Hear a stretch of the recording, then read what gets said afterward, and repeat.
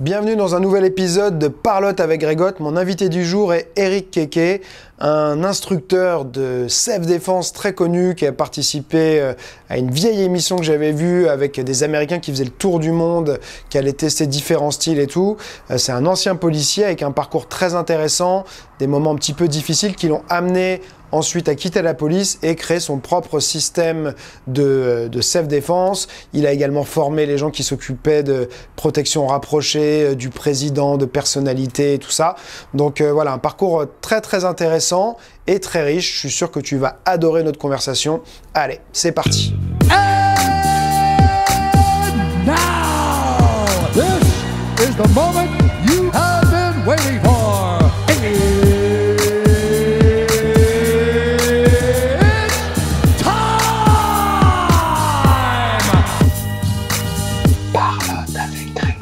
Hello Eric. Salut. Alors on fait semblant de se dire bonjour, mais ça fait déjà une demi-heure qu'on parle.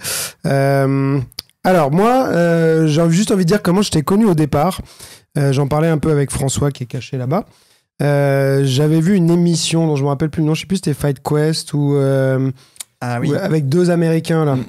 Je me souviens bien, ouais. C'était quoi? C'était Fight Quest ou c'était une autre Je crois que c'était Fight Quest. où ils faisaient le tour du monde et ils allaient voir les arts martiaux, les styles de sport de combat, tout ça, des différents pays. Et c'était à ce moment-là, je crois que je t'avais découvert. Et j'avais dû te voir peut-être dans Karaté Bushido aussi quelques fois et tout. Mais ce qu'on va faire, c'est que tu vas un peu raconter ton parcours, qui t'es et tout, pour les gens qui ne le savent pas.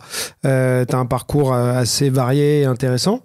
Et puis, qui est intéressant aussi parce que t'as l'aspect... on va dire sport de combat et puis l'aspect terrain de par ton métier de policier, quoi. Donc si tu peux nous dire un peu comment tu as commencé déjà les arts martiaux, j'aime bien savoir un peu le pourquoi. Qu'est-ce qui t'a amené à faire des arts martiaux? En fait, j'ai commencé très tôt. Il faut savoir que j'ai commencé à la maternelle, pas les arts martiaux, mais à me bastonner. Ouais. Et que c'était, jusqu'à la 3e, en gros. C'était un véritable problème pour mes parents. Okay. Pour moi, parce que je me battais tout le temps. Donc je revenais avec les habits tout dégueulasses. Et d'ailleurs, un des plus gros affronts que j'ai eu dans ma jeune carrière de combattant, c'est ma mère qui m'a mis une tarte devant le mec que je venais d'assaisonner. Ouais. J'ai eu un petit gars avec qui on s'embrouillait. Ouais. Il m'attend à la sortie de l'école. Moi, j'ai même pas vu ma mère. Tant que je le chope, je sais plus ce qu'on fait. Enfin bref, j'ai le dessus. Et d'un coup, ma mère, elle arrive, me soulève et me met paf, une grande tarte dans la gueule. Et l'autre qui se fout de ma gueule. Tu vois le truc. Ouais. Et voilà, en fait, je le faisais pour défendre mon frère à l'époque. Parce que mon frère, il avait des petits problèmes, il avait un petit peu de retard. Et puis tu sais, les enfants sont un peu cruels, quoi. Et voilà mes premières entrées dans la bagarre. Donc moi, ce qui m'intéressait, c'était le côté vraiment me défendre. Ouais. Et le côté martial, le côté arts martiaux, c'est arrivé après. En fait, t'imagines bien qu'en grandissant, quand t'es un jeune mec, t'as plein de testostérone, tu vois, il y a tous les trucs qui poussent, et puis t'arrêtes pas de t'embrouiller, etc. Puis, bon, déjà, j'avais des morceaux de plus en plus gros, parce que mon frère grandissait, puis il a qu'un an et demi de différence avec moi. Donc les mecs, tu commençais à avoir des beaux bébés en face, tu vois. Ouais. Puis j'ai failli me rater sur un mec, j'ai toujours gagné ces petites bastons-là, on va dire. Et j'ai failli me rater sur un mec qui était moins qu'il est le dessus. Et j'ai pas supporté, t'avais beaucoup d'ego. Et je me suis dit, putain, faut que je prenne des cours de quelque chose, quoi. Ouais. Donc j'ai commencé par le judo. Pas mal, ça m'a bien plu. Puis le prof a changé, ça m'a plus du tout. Okay. J'étais attaché au prof, je le trouvais très pédago. Après, j'avais un mec que je trouvais beaucoup plus bourrin. Ensuite, t'avais 14 ans, c'est ça? Ouais, c'est ça, en gros. Et puis ensuite, j'avais le... Après, je suis passé alors, je vois, comme beaucoup de gens, un truc de Bruce Lee. Et je me dis, waouh, c'est ça qu'il faut que je fasse. Bruce Lee était assimilé au karaté. Hein, à l'époque. C'était pas du karaté, mais tout le monde disait que c'était du karaté. J'en ai déjà parlé, moi, ça me fait mérisser le poil après quand tu connais Bruce Lee, qui était en plus assez anti-japonais. Il y avait exactement, ouais. Bon, un peu d'animosité, on va dire, à l'époque. Et dans ses films, il aimait casser du karaté, quoi. Exact. Du karatéka. Ouais. Et puis, c'était catégorisé dans les vidéo stores de films de karaté, quoi. Ouais, voilà. Et moi, j'ai fait du karaté aussi pour faire comme Bruce Lee, tu vois. Exactement. À l'époque, il n'y avait pas d'ailleurs tant de propositions que ça, hein, puisque le karaté venait d'arriver. Non, c'était arrivé un petit peu avant, mais quand même. Et là, je me mets à faire du karaté. Et j'en ai chié un peu pour le karaté parce que c'était vraiment pas proche de chez moi. Fallait que je prenne un vélo, fallait que mon père il me laisse sortir le soir. C'était toute une galère. T'as grandi où? En banlieue parisienne. Ok. Et donc Massy, tout ça, Verrières-Buisson, Massy, tout ça. Et fallait que je traverse une cité qui craignait d'ailleurs. D'ailleurs, les mecs, ils m'attendaient, c'était un rituel. Ils m'attendaient, ils me balançaient des canettes du. Donc déjà, tu vois, je me mettais bien en condition. Je pédalais, je regardais. Et en plus, la cité, t'arrivais dans la cité, tac, tu tournais à droite, il y avait une grande côte. Je faisais mon fractionné d'un coup, danseuse. Les mecs, un coup, ils me coursaient, un coup, ils me balançaient des canettes, un coup, tu vois. Et moi, j'arrivais là-bas, en karaté, et là, j'ai trouvé quelque chose qui m'a vraiment plu, fait du bien, quoi. C'était très martial. Bon, la discipline, j'avais l'habitude, parce que mon père était très dur. Donc, ça ne m'a pas dérangé. Puis, d'un coup, t'arrives, tu donnes des coups, tout. Et puis voilà, quoi. Et puis, j'ai adoré ça. En vrai, j'ai adoré ça. Donc, j'y allais 2 fois par semaine. Jusqu'au jour où j'ai fait quoi après, je suis parti à l'armée très tôt. Donc, non, je suis parti... Alors, attends que je m'en souvienne. Je suis parti au collège militaire, déjà. J'ai passé un concours Prytanée militaire. Je suis parti au collège militaire. Là, j'ai refait un petit peu de judo. Il n'y avait pas de karaté. Après, je sais plus trop comment, mais j'ai fait de la... Après, je suis parti à l'armée, faire mon service militaire pour me débarrasser. Je voulais faire du karaté, mais ils voulaient pas nous laisser sortir pour ça. Donc, je sais plus ce que j'ai fait. Si, j'ai eu mes premiers gants de boxe à cette époque, avec un mec qui avait fait un tout petit peu de boxe anglaise, qui me disait, viens, on va se foutre sur le groin, en gros, quoi. C'était en Bretagne. Un bon breton, le mec, sympa comme tout. Et j'avais des gros gants de 14 onces. On se scoutait sur la gueule, et puis je me disais, mais ça fait mal. Je crois que moi, les gants, ça faisait pas mal, tu vois. Jusqu'au jour où j'en ai pris un gros coup dans le tarbouif. Voilà. Après, je suis sorti de là, j'ai bossé dans le civil. Plus du tout possible les créneaux de karaté, parce que j'étais dans la photo, un magasin de photos, on vendait des trucs, et je travaillais le samedi, bon bref. J'ai fait de la muscu à cette époque, après je suis passé, et je suis parti à l'école de police, un peu par hasard. Et à l'école de police, j'étais dans ma chambre, j'étais confronté avec un mec qui faisait, qui était devenu mon pote, et qui faisait de la boxe française. D'accord. Et le gars, le premier jour, c'était au tout début, il m'a dit, ouais, c'est toi qui fais des... Enfin, on était classés par spécialité sportive quand je choisissais, c'était l'école de police de Vannes. Donc moi, j'ai choisi sport de combat, bien sûr. Et avec des mecs qui faisaient des sports de combat et tout ça, et il y avait que lui qui faisait de la boxe française. Il m'a dit, bah viens, si tu veux, on va se confronter un peu. Moi, j'étais sûr de moi, j'avais un physique impressionnant, j'avais fait un peu de maçonnerie et tout, j'étais sec, hyper musclé. Lui était moyennement gaulé, on va dire. Je suis arrivé, j'ai fait mes séries de 70 pompes pour m'échauffer et tout. Alors lui, il en faisait 20, il était mort. Je me dis, je vais me le manger. Enfin, on a mis les gants, j'ai rien vu venir. J'en ai pris plein la gueule. Je me suis dit, mais comment ça se fait? Comment? Moi, tu sais, je faisais des gros tsukis. Le mec était déjà sur le côté, boum, je prends un coup de pied dans le tarbouif. Et je me suis dit, oula, je vais apprendre à faire ça. Et comme on est devenu très potes avec ce mec, et Gilles Parmentier, il s'appelle Parmentier la patate, tu vois. Et donc on a travaillé ensemble tout le long. On a fait en plus on faisait beaucoup de sports de combat dans cette section là. Et voilà, donc dès que j'ai quitté l'école de police, je suis arrivé pour bosser sur Paris. Premier truc que j'ai fait, j'ai pris un club. Et après j'ai changé. Et après j'ai fait de la compète en BF. Alors j'ai fait de manière sporadique parce que comme j'avais un boulot qui me demandait beaucoup, avec des horaires très décalés, tu sais, dans la police. Puis j'ai des périodes où je me formais aussi beaucoup à interne police pour faire passer des concours, des trucs comme ça, avoir des spécialités surtout. Ben voilà, j'ai fait des pré-combats d'abord, des combats après. En gros, en tout, j'en ai fait 10. J'en ai gagné 9 quand même. J'ai fait je dis un nul, c'est pas vraiment un nul, c'est plutôt perdu. En fait, c'est un nul, mais quand t'es dans un championnat, c'est le comment on appelle ça, le directeur je sais plus comment on appelle ça, le DO, le délégué officiel, qui décide, puisqu'il faut continuer le championnat, ça peut pas être un nul, on peut pas la rejouer, qui a gagné. Sauf que là, le délégué officiel, c'était l'entraîneur du mec qui était en face. Donc c'est pas grave, voilà. Mais c'était pour l'expérience, parce qu'en fait, moi, ce qui m'a toujours intéressé, c'était la self-défense. Donc la boxe, j'ai adoré, j'adore toujours. Mais à un moment, j'ai raccordé avec le truc self-défense. Alors juste un truc pour revenir en arrière, parce qu'à un moment, tu m'as dit, je suis arrivé en école de police un peu par hasard. C'est-à-dire comment on arrive en... Alors écoute, j'ai fait un service long. C'est un service militaire long à l'époque, donc 1 an et demi. Je l'ai fait en gendarmerie. Comme je voyais plus mes parents, je revenais jamais en perme, donc je restais à la caserne. Je me faisais copieusement chier, tu l'imagines, quand tous les copains étaient en perme. Donc je faisais du sport, je courais, je faisais plein de trucs. Et puis un gendarme qui était très sympa, qui avait aussi une très jolie fille, je dois l'avouer, elle était super sympa, c'était une copine, sa sœur aussi, tu vois, bon, c'était des copains, quoi, ils avaient à peu près mon âge, et lui, il a bien senti que j'étais un petit gars un peu tout seul, quoi, donc il m'accueillait chez lui pendant les permes et tout, vraiment adorable ce mec, Et il m'a dit, Eric, tu peux pas rester comme ça, t'as pas de boulot après la sortie, tu passes pas le concours de gendarmerie, c'est naze. Il était gendarme, le mec. Hein. Ouais. Il dit, tu vois bien, on est corvéable à merci, etc. Donc passe plutôt un concours de police. Moi, j'en avais pas du tout envie, en fait. Hein. Moi, j'étais plutôt branché Tour du Monde et tout le truc comme ça à l'époque, tu vois. D'ailleurs, ouais. Et puis, non, je me suis dit, bon, allez, je vais lui faire plaisir. J'ai passé le concours. Fait vraiment étonnant, parce que j'ai jamais entendu reparler de ça plus tard. Je n'ai jamais eu de résultat de ce concours. Au début, enfin, pendant 1 an. Pendant 2 ans même. Pendant 2 ans. Donc, moi, j'ai quitté après le service militaire. J'ai bossé dans la maçonnerie. J'ai bossé dans la photo. Sans aucune nouvelle de truc. Mais comme j'avais très peu d'argent, parce que j'étais payé au lance-pierre, je coloquais chez un pote et sa mère.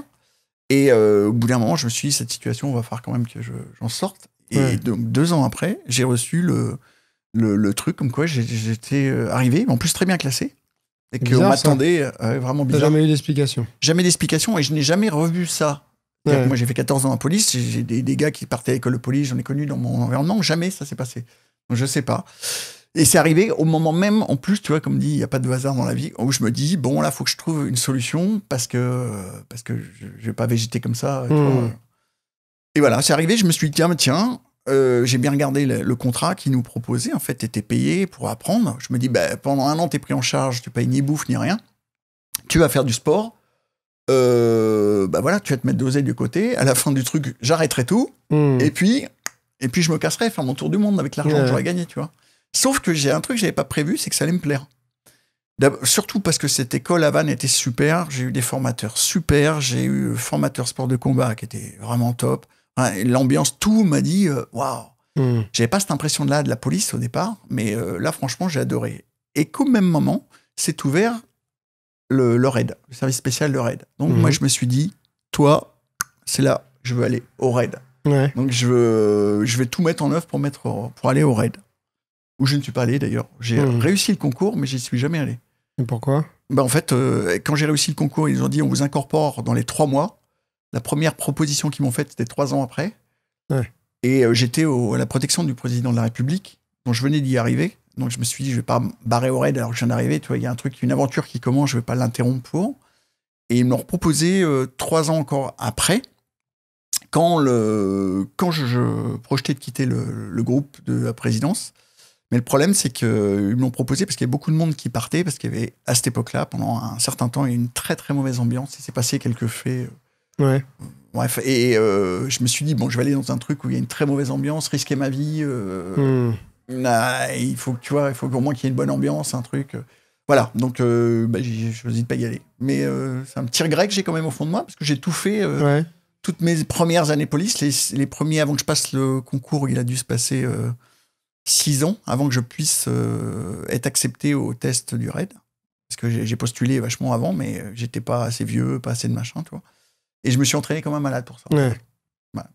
Bon, après, c'est jamais perdu un entraînement. Non. Puis en plus, on progresse sur des choses super intéressantes. Regardez le vent pas derrière, quoi. Protection du président. Moi, j'ai eu un élève qui était en protection sous Sarkozy. Et lui m'avait dit que c'était quand même devenu très très compliqué en termes d'emploi du temps. Parce qu'il s'occupait déjà de lui avant qu'il devienne président. Mais le moment où il est devenu président, je l'ai plus beaucoup vu. Et il me disait, oh là là, c'est l'enfer en termes de planning, quoi. Et toi, t'avais vécu ça comment Alors, c'est quand je suis allé à la présidence de la République, juste avant, j'étais formateur au service des protections de haute personnalité. C'est-à-dire que j'ai passé... je suis arrivé au service de protection de haute personnalité, je crois que c'est vers 91, 92 peut-être. Et j'ai fait 2 ans, si je me souviens bien, ou 1 an et 6 mois, 1 an et demi, 1 an, 8 mois, quelque chose, aux étrangers. C'est-à-dire que je protégeais les étrangers qui venaient en France. C'était pas mal, je changeais d'équipe à chaque fois. C'est pas des missions qui duraient très longtemps, donc si c'était chiant, ça durait pas longtemps, tu vois. Ouais. J'ai appris plein de trucs. C'était vraiment un bon boulot. Et avec des horaires de ouf. Hein. Je bossais les premiers temps 14 heures par jour, tous les jours, pendant 3 mois. Après, ça c'est un peu... Mais c'était chaud, quoi. Donc, tu t'entraînes plus. Tandis que moi, qu'avant, je faisais quasiment que m'entraîner. Donc, d'un coup, j'ai commencé... D'ailleurs, ça m'a apporté plein de choses, parce que j'ai commencé à m'entraîner dans les chambres d'hôtel à 6h du mat. Ouais. Je dors pas beaucoup. Donc, je me lève très tôt. Donc, quelquefois, j'avais un pote qui voulait s'entraîner avec moi. Donc, on faisait de la self-défense. On mettait des coups de pompe, on sautait par-dessus le lit, on se tapait sur la gueule, enfin, c'était le truc délire, quoi.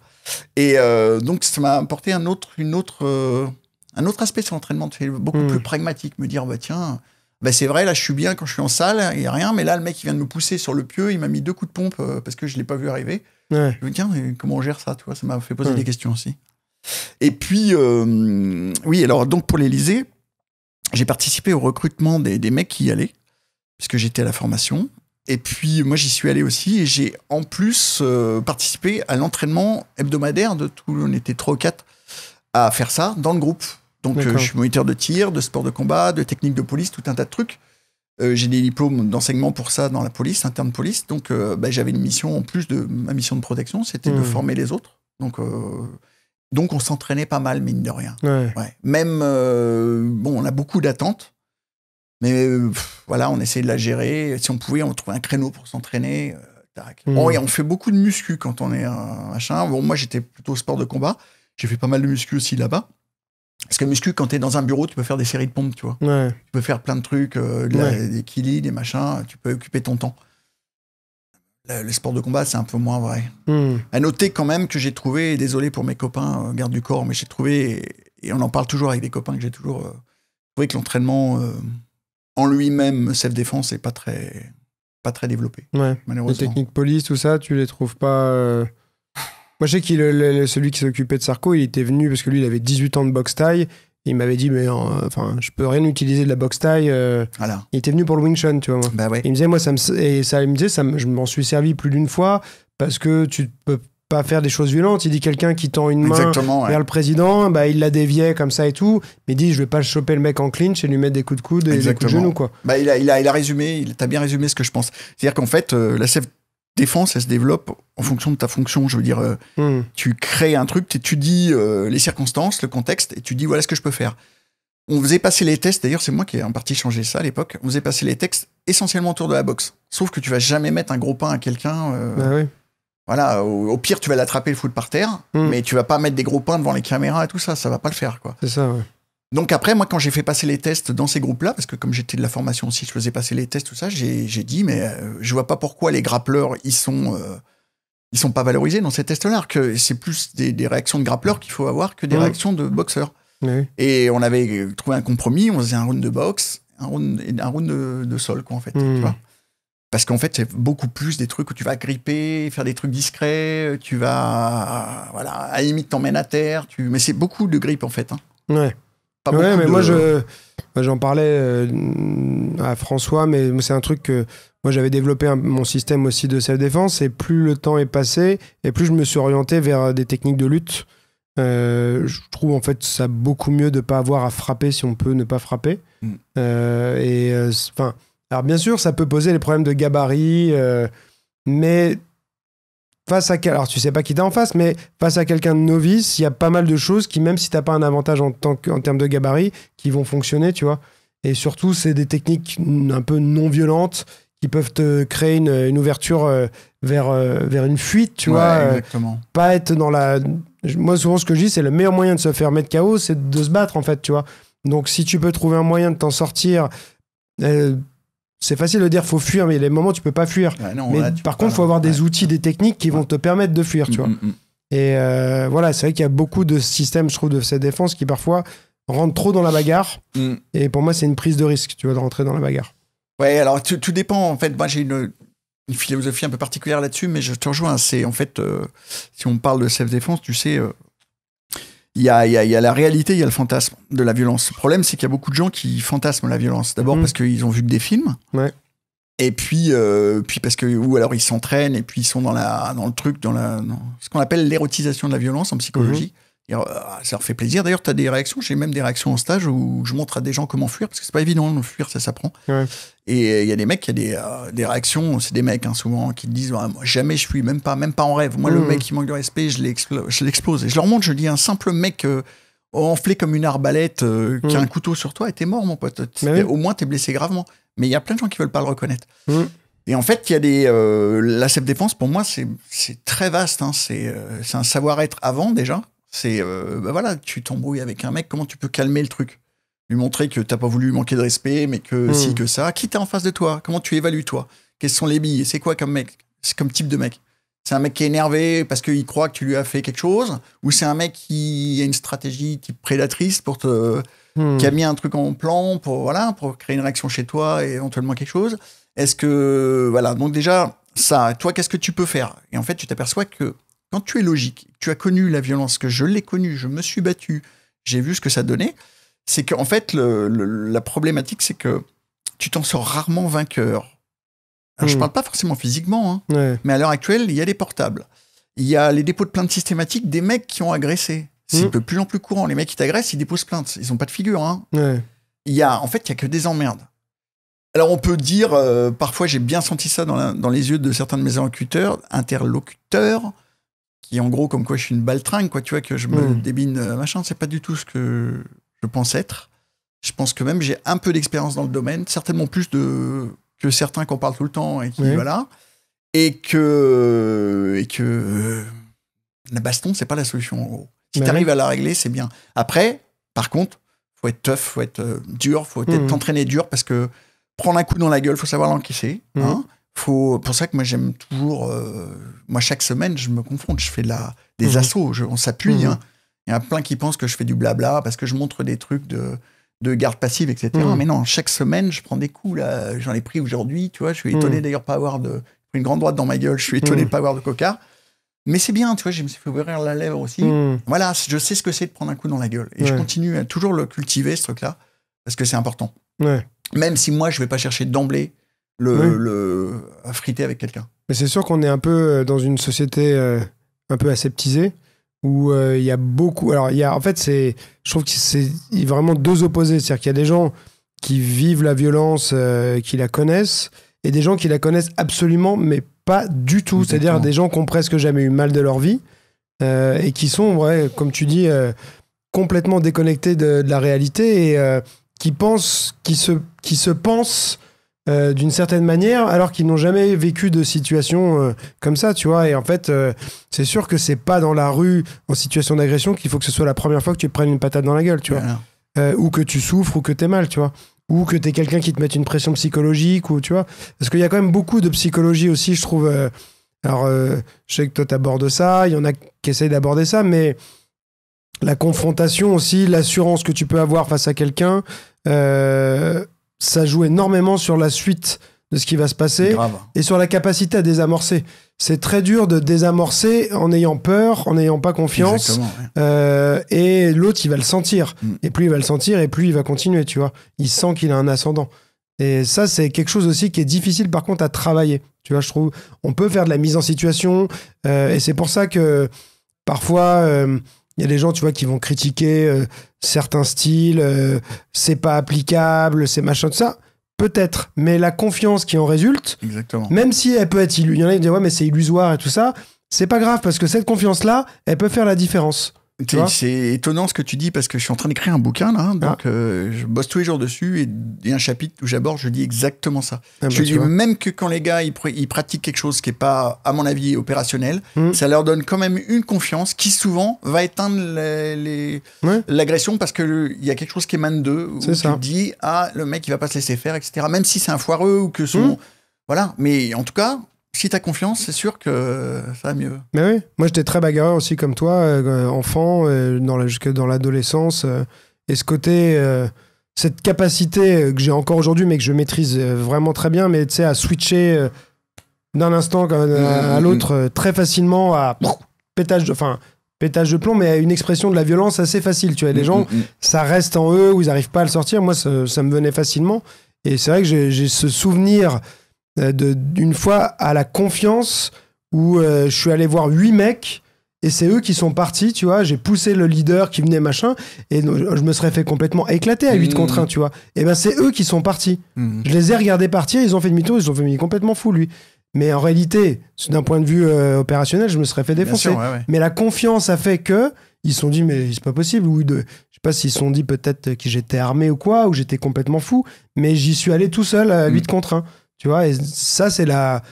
Alors, c'est pas du tout une bonne idée, mais c'est la confiance en moi et un peu le côté pétage de plomb qui a fait que je m'en suis sorti, tu vois. J'ai un de mes potes qui faisait très bien ça, qui était un nul en baston, mais alors très, très fort, c'est un vendeur. un copain qui s'appelle Rachid, très très bon vendeur. Et le mec, je l'ai vu retourner comme ça, psychologiquement, trois mecs qui étaient vraiment, bon, pour le coup, comme c'est un arabe, ils étaient vraiment anti-arabes. Enfin, il y avait un truc de cet ordre-là. Et lui, il est allé les voir.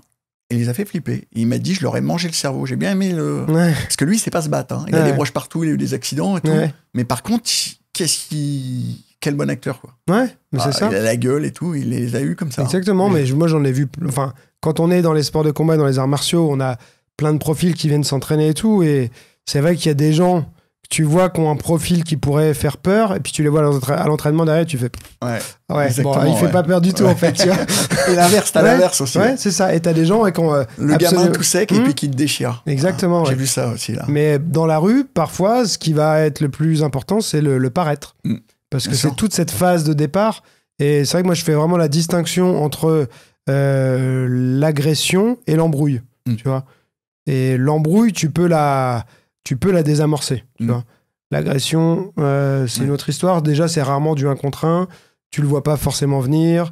Voilà, et c'est notamment pour ça que je t'entendais qui disait le couteau et un mec qui te le sort, t'es mort et tout. Et c'est pour ça que moi, j'ai fait une vidéo qui avait déplu à beaucoup de personnes. Je parlais du Krav Maga, mais parce que c'était en réponse à quelqu'un du Krav Maga, mais j'avais rien contre le Krav Maga, tu vois. Mais donc, il y avait pas mal de gens de la communauté du Krav Maga qui l'avaient mal pris parce que eux, ils axent beaucoup leur communication sur les techniques couteau. Moi, j'y crois pas aux techniques couteau, mais ça n'engage que moi. Je dis pas que... Enfin, voilà, c'est mon opinion. Mais c'est vrai que d'un point de vue pratique, si c'est quelqu'un qui vient t'agresser, qui te sort un couteau, il veut obtenir quelque chose, tu lui donnes, tu risques pas ta vie, tu vois. Après, les gens, ils partent dans les scénarios. Oui, mais s'il veut violer ta femme, bon, ça arrive pas très souvent. Tu vois, c'est... Je sais pas tu où... me tiens le couteau, je viole ta femme. Non, mais voilà, c'est des trucs... voilà, on n'a pas des psychopathes à tous les coins de rue. Non. Et si, par contre, c'est un psychopathe, c'est un mec qui sort un couteau pour te tuer, la plupart du temps, tu le verras pas.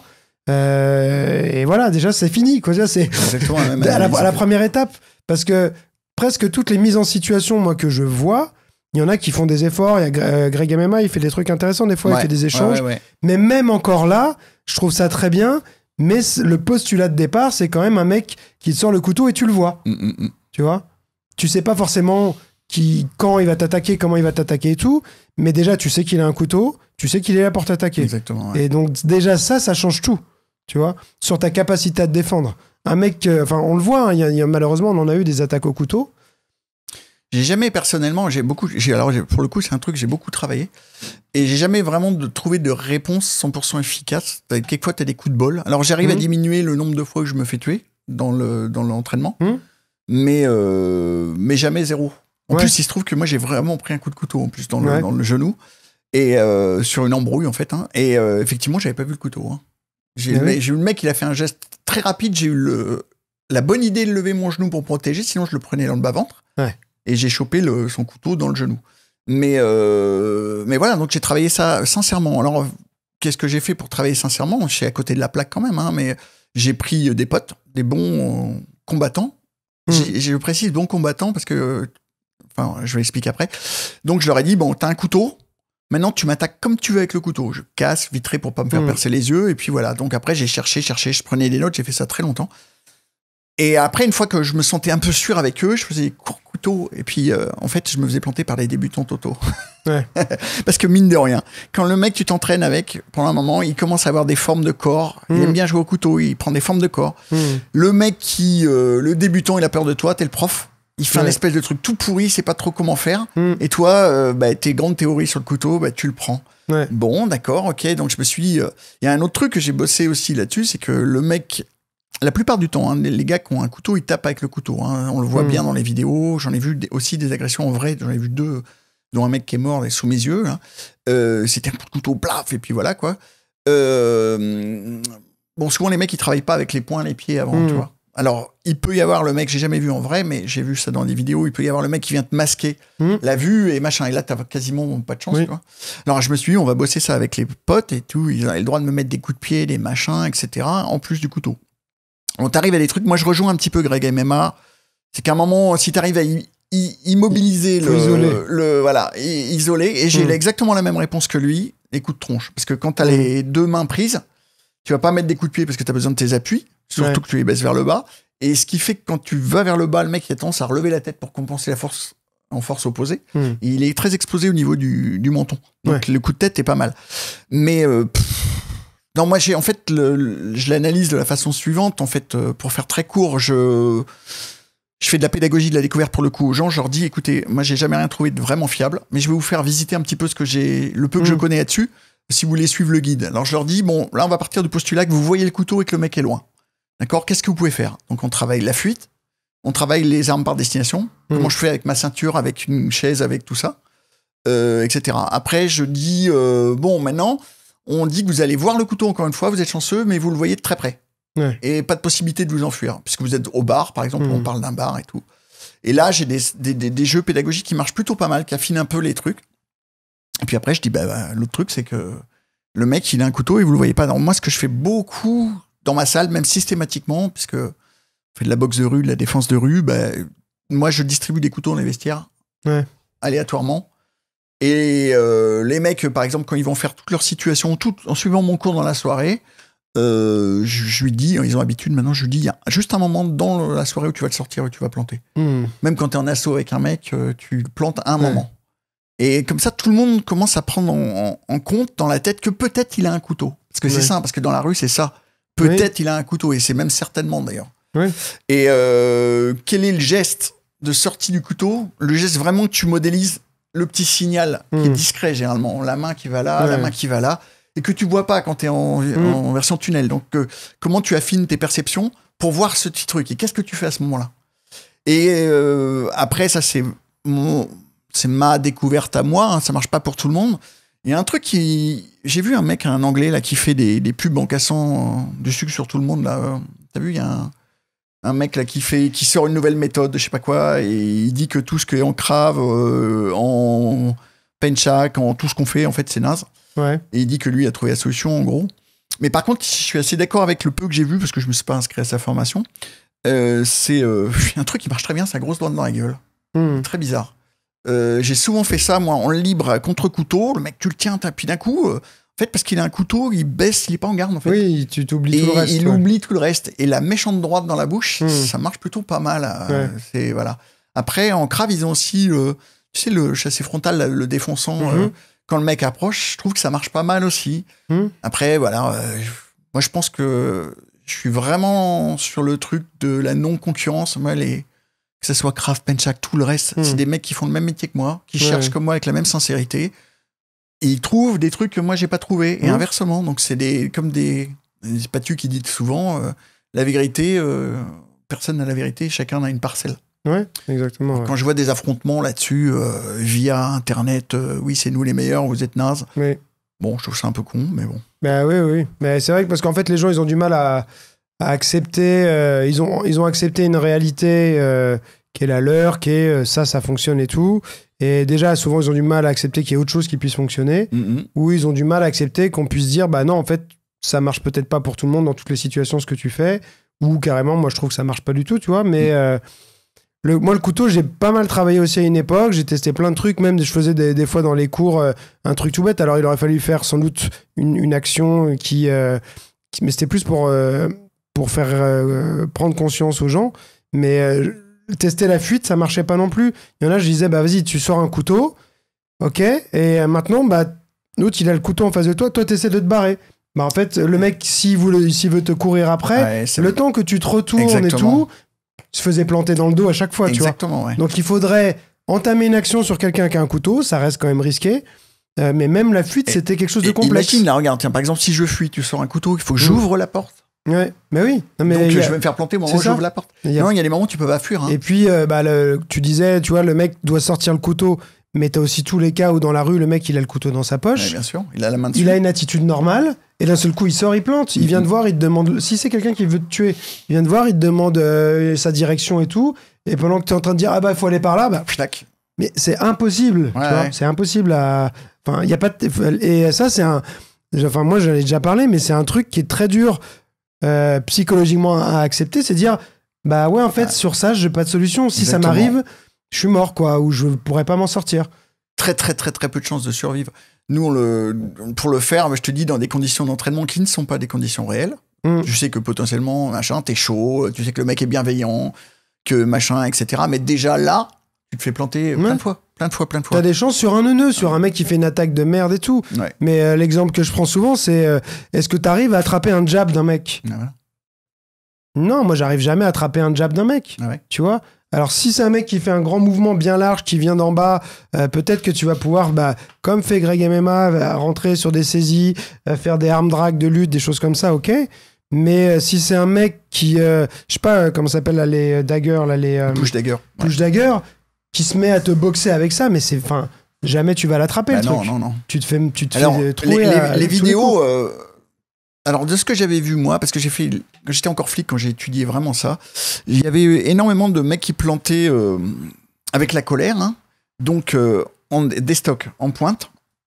Donc, ils rentraient et c'est la machine à coudre, ils t'en font plusieurs comme ça.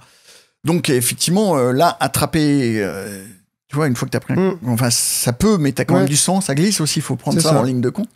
Après, j'ai regardé beaucoup, il y a une étude qui est parue l'année dernière sur le net que j'ai beaucoup aimé. C'est un mec qui avait compilé toutes les vidéos de surveillance avec plein d'attaques et qui faisait une analyse qui était pas inintéressante, où j'ai appris encore un truc que j'avais pas envisagé, malgré le fait que ça fait longtemps que je m'intéresse à la question. La plupart du temps, donc les mecs n'ont pas vu le couteau, et ils ont la sensation de prendre des coups de poing tout foireux. Le mec, il les tape comme ça, très large. Bam, bam. Tu sais, comme un mec qui sait pas se battre, qui essaie de te donner des coups là. Et tu vois que dans les premiers temps, les mecs, ils se disent, qu'est-ce qu'il me fait ces coups de poing de merde là? Et donc, ils paniquent pas en fait. C'est des coups de poing de merde. Et puis, même quelquefois, ils essaient de riposter, etc. Jusqu'à un moment, ils s'aperçoivent qu'ils sont percés en fait déjà. Ça fait 4-5 trous qu'ils ont, quoi. Et là, c'est pas la même là. Et donc, t'as la pression artérielle qui baisse. Enfin, il y a tout le truc, quoi. Et par contre, j'ai remarqué que souvent, les attaques des mecs, c'est quand même des trucs assez frustres. C'est-à-dire, tu vois, large. Ouais. Donc, c'est comme les coups de poing dans la gueule, hein, en fait, t'as vu, hein, dans réalité, c'est souvent assez large quand même. Hein. T'es rarement sur un mec qui te fait un beau jab. C'est bon, c'est très téléphoné, quoi. Si t'as réussi à pas rentrer dans un mode de stress où toi, t'es un peu en paralysie aussi, tu le vois beaucoup venir, quoi. Théoriquement. Enfin, surtout si t'es quelqu'un d'entraîné, là, pour le coup, le coup de poing, il fallait que tu sois en mode tunnel et que tu sois pas dans un bon état psychologique pour pas le voir arriver, parce que j'ai rarement vu moi aussi. Ça c'est lent en fait. C'est lent. C'est lent. Et c'est très téléphoné et c'est lent. Donc si t'es un minimum entraîné, normalement tu dois pas le prendre. Mais là, après les facteurs stress, surprise, des fois t'as pas eu le temps de monter. Exactement. Tu vois, moi ce que je racontais, j'avais raconté déjà ça, je vais pas le raconter, mais une histoire où j'ai assisté à une scène et j'étais pas du tout dans l'état d'esprit. Et au départ, j'étais un peu passif. Et puis, au bout d'un moment, ça finit par m'énerver. Là, je suis monté, tu vois. Mais si le mec était venu me taper dessus au moment où moi, j'étais pas du tout dedans, peut-être que ma réaction n'aurait pas été bonne, parce que t'as une dissonance entre lui, son état, et le tien. Et c'est pour ça que je parlais de cette capacité à switcher. Il faut t'es là, tout va bien dans ton quotidien. Et d'un seul coup, t'as pas de temps de phase de préparation, ça change du tout au tout, et t'as forcément une sorte de composante de surprise qui fait que parfois tes réactions, même si tu les as bien bossées et tout, que tu aurais pu être préparé, t'étais pas dans le bon état mental, tu vois, pour réagir, quoi. Exactement, et c'est marrant ce que tu dis, parce que c'est ce que j'appelle moi le retard à l'allumage, que j'avais notamment quand j'allais en police sur des interventions un peu chaudes. Tu vois, t'es en train de bouffer un sandwich, c'est la pause, t'es bien fatigué, ah ouais, venez les mecs, il y a une baston dans un bar, tout. Tu montes et là, et tu te dis, bon, putain, je suis sur la digestion, je suis pas énervé du tout, il va falloir que j'y aille, que je m'asmate avec les mecs et tout. Et j'ai trouvé un petit protocole qui marchait très bien pour moi. Après, j'ai découvert qu'en fait, j'ai fait de l'auto-hypnose, parce que maintenant, je suis hypnothérapeute aussi. Hein. J'ai passé tout un tas de trucs là, sur les 2 dernières années. Et j'ai compris après ce que je faisais intuitivement, en fait. En fait, je me préparais. Et moi, il y a une situation, justement, où mon frère, quand il était plus jeune, s'était fait agresser. Une situation, encore à l'heure actuelle, quand j'y pense, ça m'énerve direct. Et en fait, le protocole, c'est le suivant. Quand j'ai du retard à l'allumage, je pense à cette situation. Et ça, tout de suite, ça me refait monter dans le truc, quoi. Ça me remet dans des conditions. C'est un ancrage, hein. C'est un ancrage. Et puis, je redémarre avec ce truc-là. Je peux être capable de repasser en actif assez intense. Voilà. Et je faisais ça après quand je montais sur des... Tu dis, bon, allez, là, il va falloir y aller. On va... Ça va maillotcher, certainement. On va falloir... go. Du coup, tu t'activais comme ça. Je m'activais comme ça, pour pas avoir de retard à l'allumage. Parce que moi aussi, j'ai été confronté à ça 2-3 fois. Notamment une fois, là, il y a pas si longtemps, avant que je quitte Paris. Je m'en suis voulu, hein. Mais alors, je sortais d'un cours de yoga. D'accord ? J'étais zen, mais zen.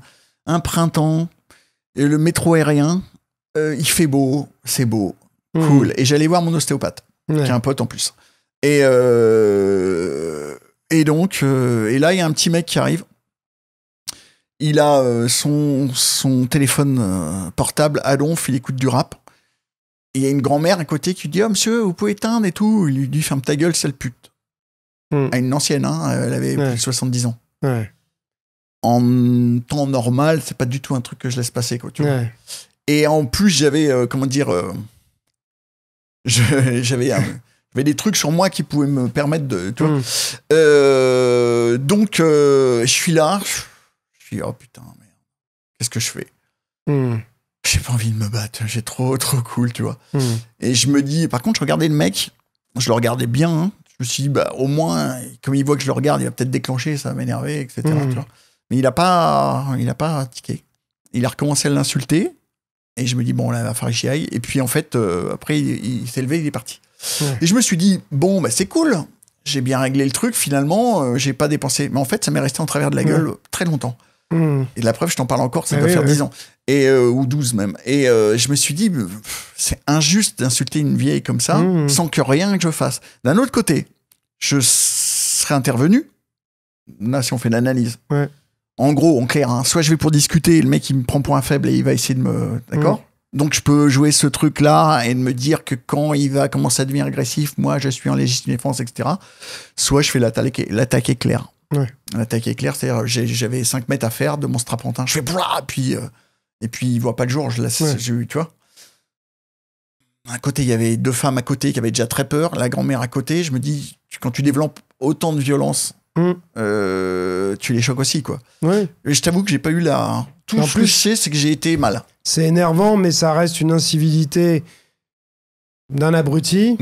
Mais quand tu analyses, tu prends un peu de distance avec les situations, tu dis, bon, il n'a pas eu d'acte physique violent. Du coup, ça peut être un peu disproportionné d'aller l'avoiner direct. Même s'il mérite. Mais... Parce qu'après, il y a ce qu'on a envie de faire, et puis il y a ce qu'on... Puis t'es dans un métro, il y a les caméras, il y a tout ça, faut voir tout ça aussi. Hein. Et puis, effectivement, je me suis dit, bon, la limite que je m'étais dit, je me dis, le mec, il bouge, il se lève, il fait un truc, je le chope en plein vol. Et il a pas bougé. Donc après, le seul moment où il se lève, c'est pour descendre, en insultant tout le monde. Et voilà. Mais d'un autre côté, oui, j'étais content de pas être intervenu. C'est comme un pote un jour qui me dit, ouais, Eric, je suis pas bien. C'est un copain qui était pompier, qui me dit, j'arrive dans je sais plus quelle gare de métro, je vois un SDF qui est un peu vénère et puis qui demande du blé à une nana. La nana, elle a peur, il la coince, il commence à regarder à gauche, à droite, tu sens qu'il est malveillant, et puis il lui met la pression pour qu'elle lui donne, elle est en train de flipper, et il dit, moi je suis passé, je me suis arrêté, je l'ai regardé, et j'ai tapé du pied par terre, j'ai fait clac comme ça, et le mec il a regardé, et le mec il s'est dit, parce que mon copain était bien athlétique quand même, il s'est dit, il a lâché l'affaire. Et mon pote il me disait, je suis pas bien, j'aurais dû intervenir et tout. Et moi je lui dis, mais pourquoi t'aurais dû intervenir? T'as fait exactement ce qu'il fallait. Ça t'a coûté rien en énergie. Il n'y a pas eu de blessé, ni la nana, ni toi, ni le mec. T'as pas de problème juridique, tu continues à... Voilà. Mais ça le faisait chier de pas être intervenu en lui mettant...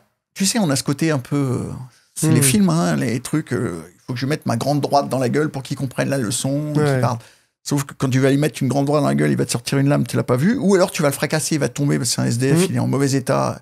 Et le mec, il meurt ou il devient handicapé. Et alors bon, c'est compliqué tout ça. Ça arrive, hein, les histoires comme ça, j'en ai entendu plusieurs. Et même moi, j'ai eu une réalisation, parce que c'était ma spécialité, c'était de pousser très violemment les gens. Ça les faisait redescendre, en fait, tout le temps. Ça les faisait un peu... Moi, j'ai pas fait d'hypnose, mais on a Pank, je sais pas si tu connais, qui est... Pank, c'est le prof de JB ici, qui a une chaîne YouTube qui est très connue, assez connue dans l'hypnose. Je regarderai, et donc, il me parle souvent, tout ça, on discute beaucoup. Et c'est vrai que des fois, tu refais descendre les gens vraiment dans l'instant présent, tu vois. Alors ça peut avoir deux effets, ça les calme ou ça les énerve. Mais moi c'était un de mes trucs, tout le temps en situation, bam, les mecs je les poussais mais très très fort. Et une fois j'ai un mec comme ça qui était en fait pas très solide je crois et qui est tombé. Et là j'ai vu la tête qui partait en arrière. Heureusement il est tombé dans des poubelles. Mais s'il était tombé sur le bitume, il serait fait très mal à la tête. Et là, j'aurais pu vraiment le regretter, je pense. Tu vois. Ben voilà, tu sors exactement une anecdote qui m'est arrivée. Pour défendre mon frère, un jour, il se fait agresser par deux frangins. Deux frangins que je connaissais, des petites teignes un peu, tu vois. Et moi, j'arrive, on vient me chercher, on me dit, ouais, ton frère, il est en train de se faire agresser. Alors, je vois les deux, là, qui sont en train de lui mettre des tartes dans la gueule. Ça m'énerve direct. Et moi, j'arrive dans le dos d'un. Et comme ils sont deux, la solution que je trouve, c'est de pousser très fort le premier et de m'occuper du deuxième. Alors j'ai poussé très fort le premier, j'ai mis une droite au deuxième, sauf que le premier, il a bouffé le mur, j'ai mis un quart d'heure à le réveiller. Et j'étais vraiment en panique, parce que je me suis dit, putain, le mec, je me rappellerai toute ma vie, il a fait comme ça, la tête est partie en arrière, tu vois, je suis arrivé dans son dos, donc là, déjà, ça lui a fait le coup du lapin, et après, bam, il a donné un dans le mur, et après, mais le chaos de chez chaos, quoi. Et donc, moi, j'ai mis une droite à son pote, enfin à son frère, et après, on était tous en train d'essayer de ranimer le mec, quoi. Tu vois, parce que là, l'autre, il croyait qu'il allait perdre son frère. Moi, je croyais que j'étais dans la merde jusqu'au cou. Et puis même, j'avais pas envie de tuer un mec, quoi. Bah oui, c'est dur. Après, tu te dis... Enfin, tu vas pas dire il l'a mérité, mais en même temps, il a cherché, les problèmes, il les a trouvés, tu vois. Mais c'est sûr que t'as pas envie d'arriver sur des conséquences dramatiques comme ça. Et tu peux pas toujours maîtriser ce que toi tu vas faire à l'autre, parce que bah il se passe toujours des choses imprévues, hein, c'est pas... et ce qui peut t'arriver à toi aussi, quoi. Du coup c'est vrai que moi en tout cas en vieillissant j'arrive à beaucoup plus relativiser, je vois des choses qui m'énervent, mais c'est vrai que j'évite de jouer trop au justicier, parce que moi je parle s'il beaucoup. se passe réellement quelque chose de physique, oui. Pour toutes les incivilités il y en a tellement. Bon. Sauf si je suis vraiment pas de bonne humeur ce jour-là. Mais là, la plupart du temps, je suis plutôt de bonne humeur. Donc, ouais, en tout cas, je m'énerve plus comme avant. Et parce que je me dis que ça vaut... Enfin, faut choisir ses batailles, en quelque sorte, tu vois. Et, mais je dis pas que j'ai raison de faire ça, mais c'est vrai que je mesure plus tout ce qui peut mal se passer, tu vois. Avant, quand t'es plus jeune, tu réfléchis pas, t'y vas, quoi. Et ouais, ça, c'est un truc qui est pas évident, parce que t'as l'envie, des fois... Et puis après tu dis mais non, parce que là c'est il y a des moments tu côté te dis risque coût-bénéfice, quoi, hein. L'évaluation coût-bénéfice, là tu penses plus au coût, hein, quand t'es jeune tu penses plus au bénéfice d'agir, et puis quand t'es vieux tu penses plus au coût, donc faut trouver le bon ratio aussi pour pas être en retard non plus du truc. Il y a des fois tu peux regretter de ne pas avoir agi, mais moi si ma limite t'as des trucs qui te restent en travers de la gorge. Alors ça c'est l'ego. Longtemps. C'est l'ego et en fait faut... Dans la pyramide de Maslow, tu as ressenti une atteinte à l'estime de toi, qui est un étage assez haut. Et en fait, faut recaler les choses, parce qu'en fait, tu as préservé ta survie, qui est un état fondamental du bas.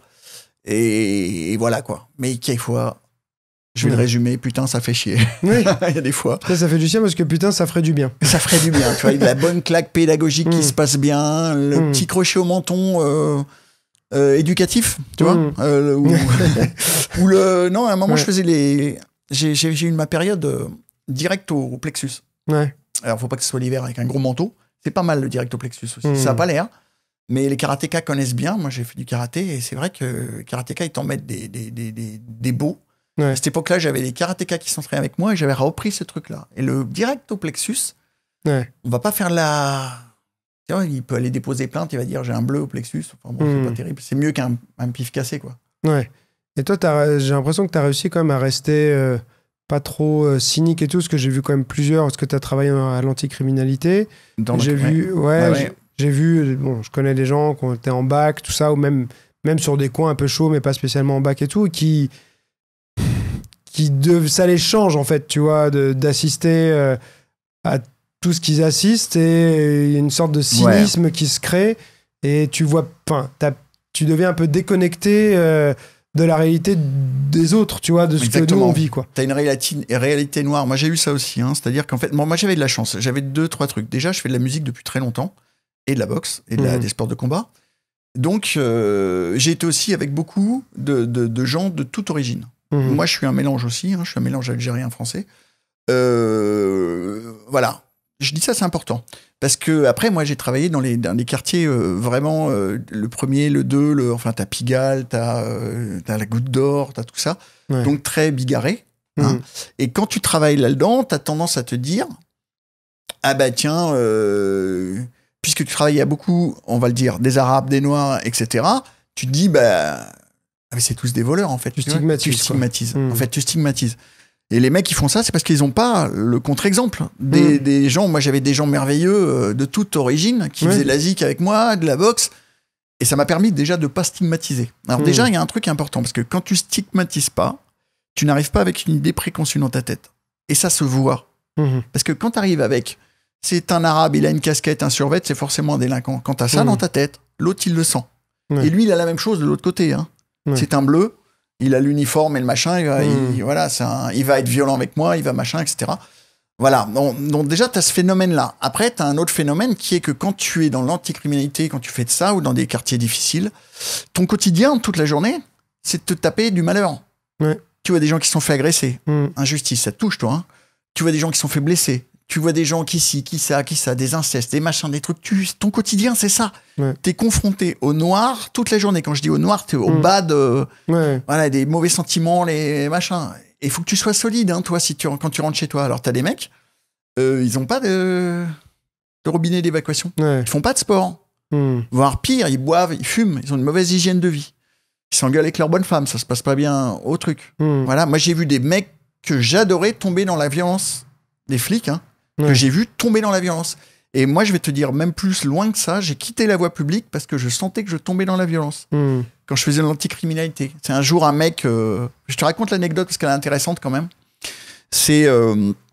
tu préfères... Tu sais, t'as les Pakistanais qui vendent des trucs, t'as plein de gens qui vendent des trucs à la sortie des métros. Et moi, je travaillais au quartier Goutte d'Or. Donc, ce qu'on faisait en fin de service, c'est en début, en milieu et en fin de service, patrouille, tu passais et t'évinçais un peu les mecs. Pourquoi tu faisais ça? Parce que la loi n'autorise pas à vendre. Normalement, on aurait dû les embarquer, etc. Tu te fais pas chier avec ça. Tu leur dis juste, allez les gars, allez voir plus loin si j'y suis. Tu sais qu'ils vont revenir dans 1 heure, mais pas grave. T'avais plus un truc. Pourquoi? Parce que ça gêne les gens qui sortent du métro. Et quand il y en a trop, les mecs marchent sur la rue, ça bloque la circulation. Et il y a toute une chaîne de choses, de conséquences.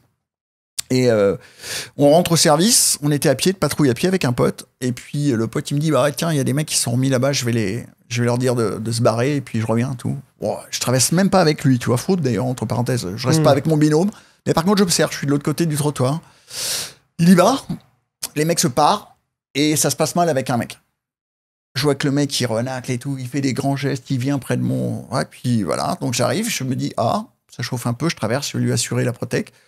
Je me mets dans son 3/4 d'eau, je le laisse parler. Et vous voyez le mec le tutoyait, d'accord? Mon collègue, vous voyez. Alors ça peut faire rire les gens qui nous écoutent parce qu'ils ont plutôt été habitués à des flics qui tutoient. Moi, j'étais chef de patrouille, j'ai toujours imposé le vouvoiement à tout le monde. Marque de respect. Après, ça peut changer dans le truc, mais au début, marque de respect à tout le monde. Et le mec lui dit, ouais, je m'en bats les couilles de tes lois et tout. Moi, je les connais mieux que toi, les lois. Et moi, j'interviens, je dis, monsieur, mon collègue vous voit, vous êtes prié de le voir. Il dit, qu'est-ce que t'as, toi? Et il me lâche un molar sur les pompes. Et là, j'ai vraiment vu rouge. J'ai vraiment vu rouge. Et je sais pas comment je me suis... Alors, j'ai fait un bond de 2 mètres. Je l'ai attrapé par le cou, je l'ai soulevé. J'avais le poing armé. Et j'avais envie de le défoncer. Mon pote, il dit, ah, les gars... Et j'étais, mais, ivre de colère. Vraiment, tout le truc qui sort d'un coup, tu vois. Et finalement, je l'ai posé à terre. Il s'est retourné, j'ai eu mis un coup de pied à lui démonter le coccyx, un coup de pied au cul, mais de ouf, quoi. Et le mec, il est parti, comme ça, qui répète, visiblement, je l'avais impressionné, parce qu'il était tout... Il avait une moins grande gueule, on va dire. Et puis, et là, je me suis dit, Eric, t'es en train de péter les plombs. Là, faut que tu changes de taf. Et en fait, de l'anticriminalité, après, je suis passé, j'ai passé animateur sportif, moniteur de tir, tout ça. J'ai fait toute une formation sur 1 an. Et je suis passé, donc, dans la formation. Donc, plus l'anticriminalité, mais de la formation. Et ça correspondait en même temps à l'époque où je m'entraînais pour la compète. Donc, j'étais dans une belle salle de sport dans le 7e arrondissement de Paris, où il y avait très peu de collègues qui venaient s'entraîner finalement, parce qu'il y avait une belle salle de sport, tout, mais pour s'entraîner, c'était une autre histoire. Alors, s'entraîner, ça voulait dire une table de ping-pong, 2 mecs qui jouent, 10 mecs qui fument autour. Tu vois le truc? C'est ça. Et puis voilà, quoi. Donc, c'est vrai que je pense que c'est dur à conceptualiser pour la majorité des gens, tu vois, quand ton quotidien, c'est tout ce que tu décris. Enfin, tu restes humain, tu peux pas avoir la bonne réaction, même si c'est ton devoir, mais tu restes un humain.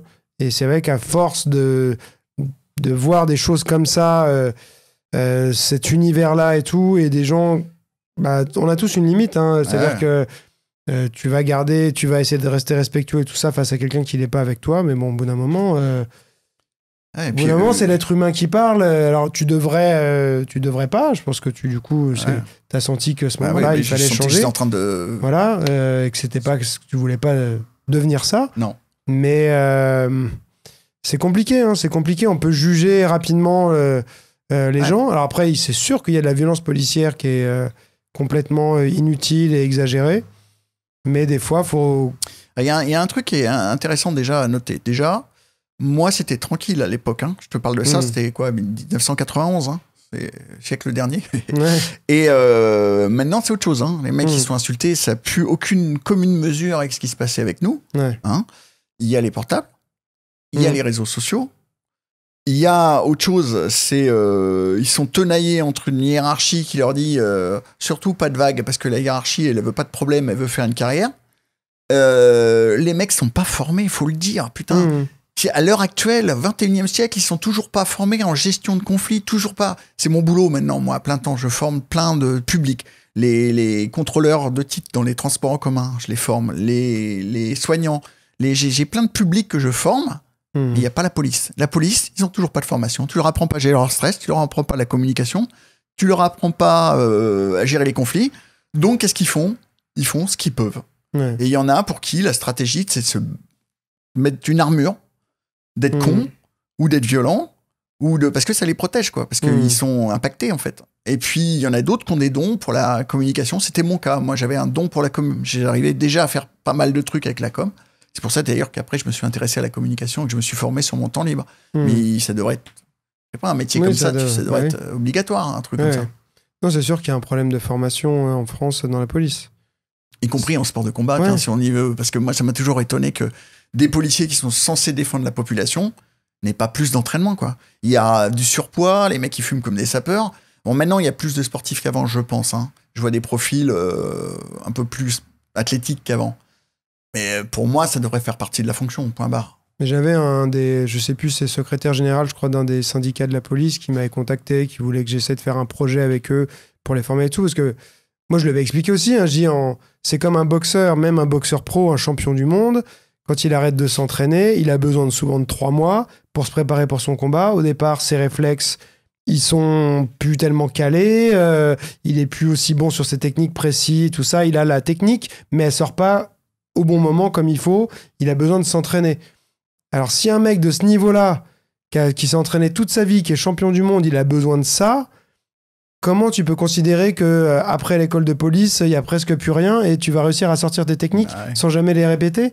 C'est pas possible. C'est pareil, l'école de police, faut voir ce qu'ils montrent, parce que moi j'ai été, mon dernier poste était formateur à l'école de police à l'ENPP à Vincennes là. Il y a des collègues qui enseignent les sports de combat qui connaissent rien en sport de combat. Quoi. Souvent ils prennent un élève qui est bon pour faire le cours. Ils entravent que dalle, les mecs. Et quand je te dis sport de combat, c'est pareil. T'entraînes des mecs en sport de combat, alors que la réalité de terrain voudrait que tu les entraînes en self-défense, quelque chose d'adapté à la rue. Où tu t'entraînes en uniforme, avec des choses, avec du matos sur toi qui te gêne. Voilà, et ne serait-ce qu'un blouson. Un pain quand t'as un blouson, c'est pas la même chose qu'un pain quand t'es en t-shirt. Hein. À prendre et à donner, d'ailleurs. Et puis, il faudrait vraiment quelque chose d'adapté. Moi, d'ailleurs, mon passage policier à l'ENPP, avec Robert, on avait été sollicité pour commencer à réformer la self-défense qu'on a commencé à faire, d'ailleurs, à l'époque. Ouais, mais j'ai un de mes amis qui est aussi pratiquant de longue date et tout, qui a fait le gendarmerie et police, et il m'a dit, les techniques qu'il nous montre... Bon. Il a fait beaucoup de jiu-jitsu brésilien aussi, tout ça. Et les moments, il montrait des trucs au sol, il fait non.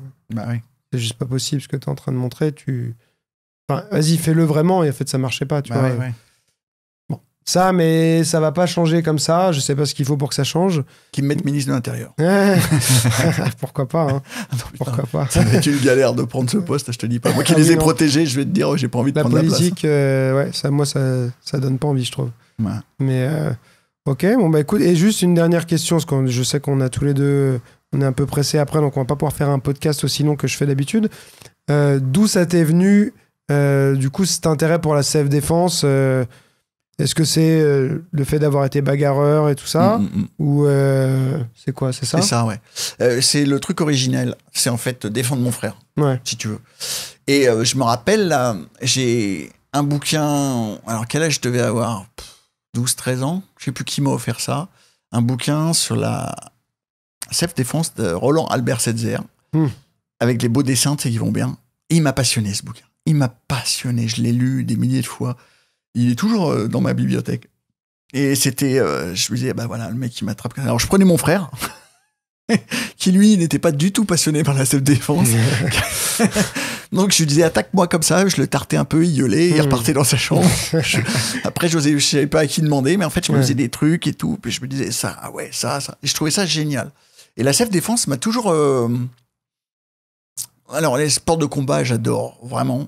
C'est des grosses passions, on est des passionnés, hein, toi, moi, et puis ceux qui nous écoutent sûrement aussi, c'est des trucs qui t'habitent là, tu vois.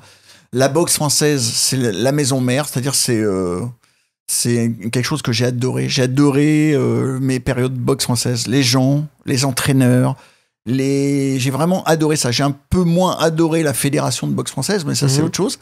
Encore qu'il y a des représentants de la fédération que j'ai vraiment qui étaient fantastiques. Et donc Jean-Michel Raymond pour le citer, Marc Brégère, je les cite comme ça s'ils s'entendent, c'était vraiment des gens fantastiques que j'ai adoré.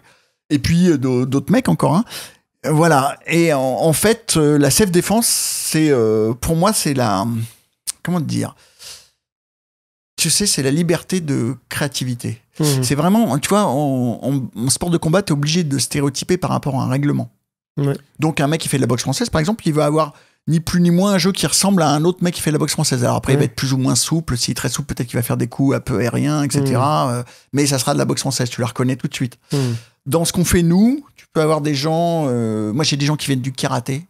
J'ai des gens qui viennent du kung-fu. J'ai des gens qui viennent de tout, partout. Ouais. Et ils ont des styles hyper différents.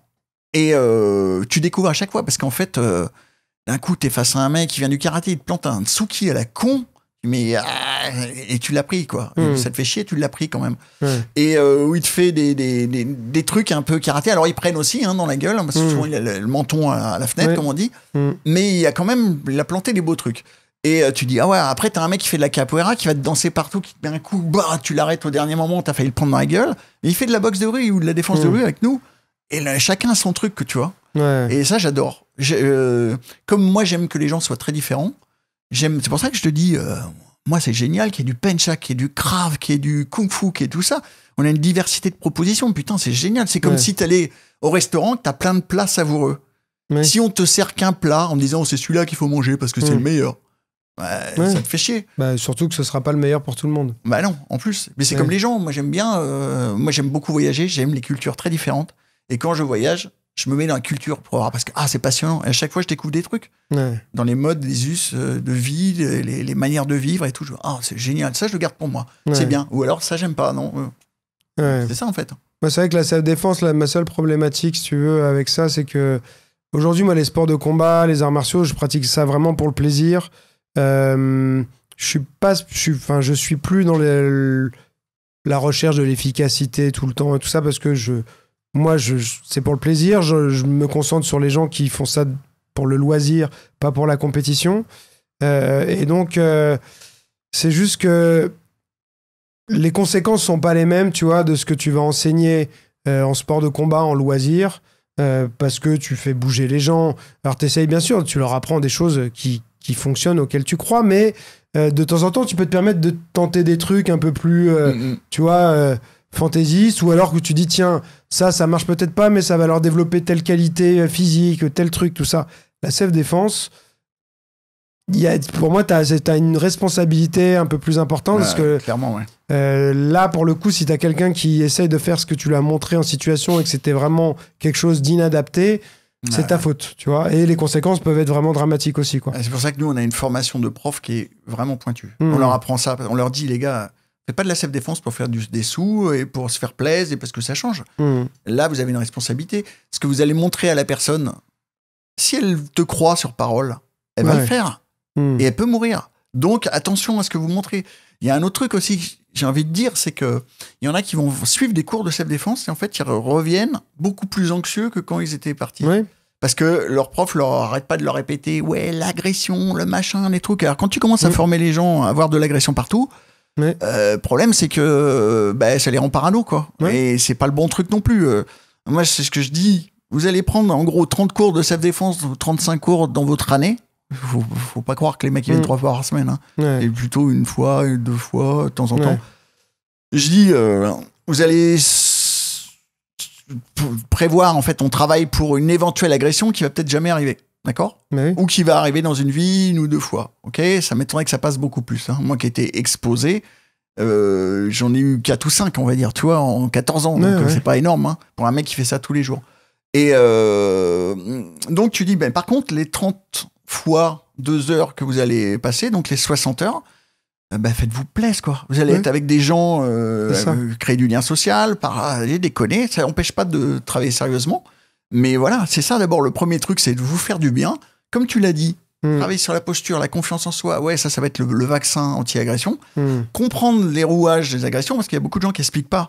En fait, et pour conclure, comme je le mets dans mon bouquin, c'est une somme de compétences qu'il faut avoir. J'en ai à peu près 20, on va dire. 20 compétences qu'il faut avoir. Et en fait, dans un truc de self-défense, on en bosse 1 ou 2. La compétence à savoir se défendre physiquement. La compétence à attaquer physiquement. Attaquer, c'était toi qui déclenche le premier. Se défendre, c'est l'autre qui déclenche le premier. En gros, tu regardes, dans les trucs, c'est ce qui bosse. T'en as 18 autres.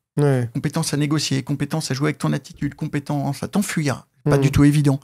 Compétence à influencer l'autre, à intimider, par exemple. Tu dis, tiens, lui, je vais l'intimider parce que je peux pas partir, parce que exactement ce que tu disais tout à l'heure. Comment tu fais ? Comment tu fais avec tes yeux ? Comment tu bouges ? Comment tu fais ? Etc., etc. Compétence à faire le bilan si je me suis fracassé avec un mec, parce que j'ai le cassé. Compétence au discernement. C'est-à-dire, tu t'embrouilles avec un mec, ah merde, il y a son pote là, Et donc, ça, c'est une anecdote que je voulais te raconter, qui était quand j'étais policier. Je te propose de conclure là-dessus, d'ailleurs. J'étais appelé, j'étais chef de patrouille, et je suis appelé. Oui, attention, un individu dangereux qui agresse les passants, attendre des renforts, etc. Bon, d'accord. On arrive place Stalingrad, où ça se passait. On est 3 dans la voiture, dont un mec qui s'appelle Pierre Fator, un vrai pote, que j'ai pas revu depuis très longtemps. Et voilà, un chauffeur. Et puis là, je vois 2 motards. Et je vois pas ce qui se passe, parce que la rue est en contrebas, donc il y a un terre-plein central. Et je vois 2 motards qui sont posés, mais style posé, je suis en train de prendre mon temps, tout va bien, quoi. Donc la main, je me rappelle, c'est marrant les détails que tu retiens. C'est la main posée sur la selle de moto, et l'autre sur la truc. Et puis les mecs, je sais pas, ils seraient en train de regarder une fête foraine, un truc comme ça, tu vois. Bon, je me dis à mon pote, je lui barre dans la bagnole, c'est fini. Conclusion hâtive, parce que j'avais pas. C'est juste la posture qui m'avait indiqué que c'était fini. Je monte dire bonjour aux 2 motards. Je dis, ça va les gars, c'est réglé et tout. Il dit, non, regarde. Et là, je vois un mec qui avait chopé un autre mec qui allait au boulot en costard cravate et qui lui mettait des pains dans la gueule. Et là, je switch pour le coup. Truc qui me prend au fond du bide. Je retrouve mon frère en train de se faire frapper, en fait, tu vois, le truc comme ça. Et là, j'oublie tout. Je fonce bille en tête. Le mec, il me voit arriver, il jette le mec dans les bosquets, il se met en garde. Donc déjà, ça me donne une indication. Il me garde avec une jambe avant, très en avant. Donc je me suis karaté, direct, tu vois. Et là, j'étais en pleine période compète, moi. Paf, la jambe avant, je lui latte avec un kick intérieur, quoi. Et je lui mets une droite. Il prend la droite plein fer en pleine gueule, mais vraiment une belle droite, quoi. Je mets une gauche, tu sais, je fais circulaire interne, droite, et la gauche. Mais la gauche, comme j'avais touché avec la droite, la gauche, je la mets dans le vide. Un peu déséquilibré. Ça fait que je ramasse la tête, je lui mets un putain de coup de genou au plexus. J'ai toujours mis des coups de genou dans les bastons. J'ai jamais fait de boxe, ça passe bien. Et je mets un coup de genou, il tombe. Putain, je tombe sur lui, je le retourne. La vidéo de promotion pour la police, tu sais. Je retourne, je sors mes menottes, je clac, clac, clac, clac, je me lève, clac. Et... Putain, j'avais pas vu, il était avec 4 mecs. J'avais pas vu les mecs. C'est pour ça que les motards, ils intervenaient pas. Ils étaient 5, en fait. Ouais. Et là, mon pote, grand moment de solitude. Hein. Là, les mecs, ils sont fous furieux. Et la plupart sont avinés. Alors, le premier truc, quand je relève, c'est que je vois, et merci la boxe, je fais une esquive, je vois une canette qui m'arrive dans la gueule. Ouais. Et là, je fais une esquive automatique sans besoin de réfléchir. Et là, c'est là que je vois les 4 mecs. Et là, les mecs, ils essaient de me contourner pour me frapper. Heureusement, le mec est plus petit. J'ai relevé les menottes assez haut. Je me protège avec comme un bouclier. Il ramasse, le mec. Parce que les mecs étaient à moitié destroy, donc ils tapaient comme des marteaux. J'en ai pas pris un coup. Et moi, je suis en train de descendre des petits escaliers en marche arrière, en me faisant latter. Mais comme c'est un escalier, ça réduit le champ, tu vois. Donc j'ai moins de monde en face. Jusqu'à temps que mon copain... Alors les 2 motards, ils sont figés, ils ont peur. Ils bougent pas. Et il y a mon copain Pierrot qui arrive avec la matraque au vent. Là, il arrive, puis il les prend 3/4 arrière. Il a 2-3 personnes. Après, c'est une baston innommable. On repart, je me rappelle. J'avais réussi à ouvrir la porte parce que le chauffeur avait fait le tour. J'ai réussi à ouvrir la porte, jeter le mec à plat ventre sur la banquette. Donc il était là, tu vois, et ses pieds qui faisaient comme ça. À ce moment-là, je me retourne. Il y a un mec qui donne des coups de pompe sur la bagnole. Je l'attrape, je lui mets une baffe monumentale. En pleine gueule, il tombe, je l'attrape et je l'étrangle. Et moi, je me couche sur le mec.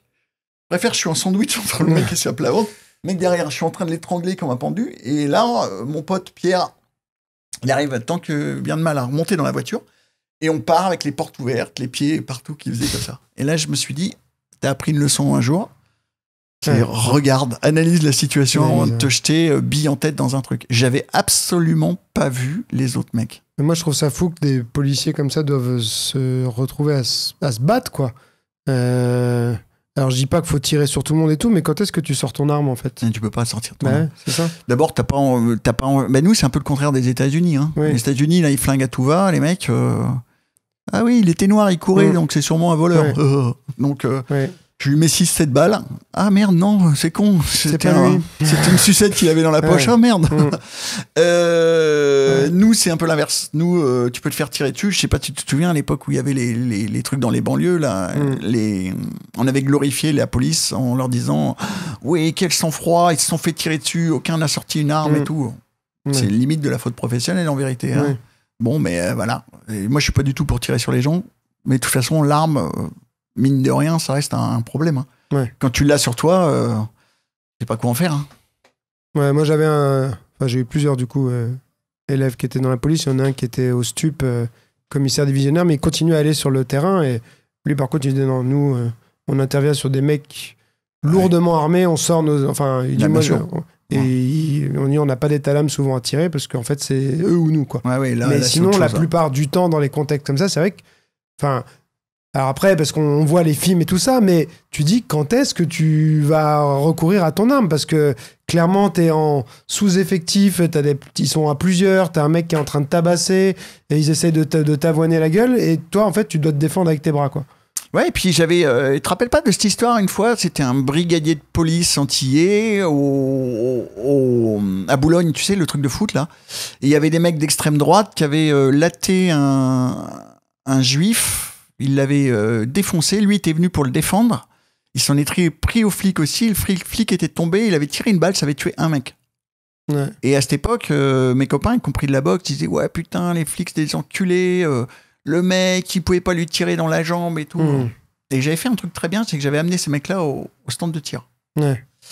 Et je leur ai démystifié le truc. J'aurais dit bon voilà, je t'apprends à tirer. Donc j'ai fait toute une demi-heure. Il y avait 2 mecs d'instruction au tir. J'ai dit donc déjà les mecs à 5 mètres ils en mettaient partout, tu vois, avant de mettre quelque chose dans le, tu vois, ils se rendent pas compte parce que dans les films encore pareil, tu fais ce que tu veux.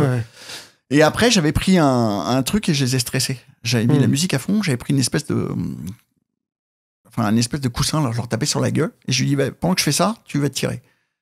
Et les mecs ils avaient dit putain, mais je lui dis t'es à 5 mètres, hein. Je les avais mis à 5 mètres, hein. Je lui dis vas-y tu tires maintenant dans la jambe.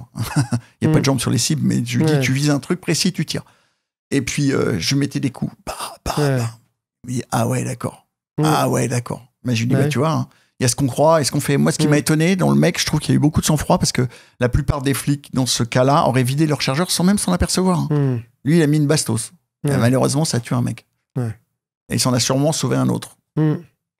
Bah ouais, c'est ça. Mais en fait, bon, c'est toujours... C'est triste à dire, mais il y en a, en fait... Tu veux pas te prendre une balle, tu fais tu te mets pas à tabasser des gens pour leurs origines et tout ça, tu vois. Ouais. Alors, encore une fois, je dis pas que c'est mérité. Mais tu te retrouves pas dans cette situation-là par hasard. Tu fais des choix, il y a des conséquences. Si tu n'acceptes pas les conséquences, c'est qu'il y a un problème. Ouais. À un moment, tu fais des choix, je comprends, t'es voleur, t'es machin, bah ouais, d'accord. Mais on dit pas que tu mérites de mourir. Mais en fait, il y a une prise de risque. Il y a une prise de risque. Et à un moment, je sais pas, tu fais de la moto sans casque, t'as une prise de risque, et tu glisses et que tu tombes, tu peux mourir. Ouais. Bah, tu l'acceptes là. D'accord. Mais c'est vrai que moi, ça me fait halluciner. Je suis pas pour qu'on soit comme aux États-Unis et que la police sorte je t'avoue que les armes facilement comme ça. Mais c'est vrai que tu te poses la question du coup, pourquoi avoir une arme alors? Parce que si c'est pour jamais pouvoir l'utiliser, autant ne pas la mettre parce que tu es au risque quand ça part comme ça de te la faire prendre aussi, tu vois. Bah, bien sûr. Ouais. Donc ça rage. Enfin, si tu l'utilises jamais. Ben, ça te met en danger. Donc, autant ne pas l'avoir. Quand tu vas au contact avec des mecs, moi, à l'époque, c'est maintenant, ça a changé, je sais pas comment c'est maintenant, mais à l'époque, moi, quand j'allais au contact avec des mecs, je faisais assurer ma sécurité avec mes potes. Moi, j'avais la chance de bosser par équipe en anticriminalité. Je mettais mon blouson sur le truc pour qu'au contact, le mec peut pas me le prendre. Parce que t'as un étui avec un fermoir, mais il suffit que ça s'ouvre. Bah oui. À un moment ou un autre, ça tombe, ou n'importe. Et là, tu vois. À un moment, tu te posais toujours la question, on crosse dehors ou on crosse dedans, tu vois, je fais quoi? J'y vais, comment ça va se passer? Bon, après, quand t'as des bons potes et que chacun a une place définie, tu t'es entraîné un petit peu en trinôme et tout ça. Quand t'as des vrais mecs avec une vraie, parce que c'est ça, si on n'en parle pas assez, mais une vraie technicité. Là, les techniques de police, ça se travaille, ça s'apprend. Il y a chacun un rôle, placement, mais quelquefois, les mecs, ils viennent pas à l'entraînement. Donc, c'est ça aussi, Ok, bon, bah écoute, on va finir sur ça. Je trouvais ça très intéressant. Moi aussi. De voir aussi après justement l'autre côté des fois de la vie de policier, ton parcours, comment t'en es arrivé là, pourquoi la self-défense aussi, c'est intéressant de voir d'où ça vient pour toi, le côté, l'activation et tout avec ton frère. Non, il y a pas mal de pépites, je trouve assez intéressantes. Et puis, ravi de t'avoir rencontré, on a échangé brièvement, on a François en commun voilà, c'était super sympa. Ouais, puis moi je t'ai découvert il y a quelques années, ce que j'ai remarqué tout de suite et qui m'a plu, c'est pour ça que j'ai orienté certains de mes élèves, parce que nous on est ouvert, on va voir ailleurs, etc. C'est à l'instar d'autres aussi, comme d'autres copains qui sont sur le web, c'est que moi j'en vois, je me dis là vas-y c'est sérieux, il y a du travail, il y a de la recherche, c'est pas un mec qui s'est inventé un truc en 2 minutes quoi. Il y a du boulot et je le vois dans la manière dont tu fonctionnes, même pour préparer l'interview, tout ça c'est professionnel quoi, c'est ça que j'aime bien. C'est important pour moi d'être pro. C'est important. C'est important. Écoute, merci en tout cas et puis à très vite. À très vite.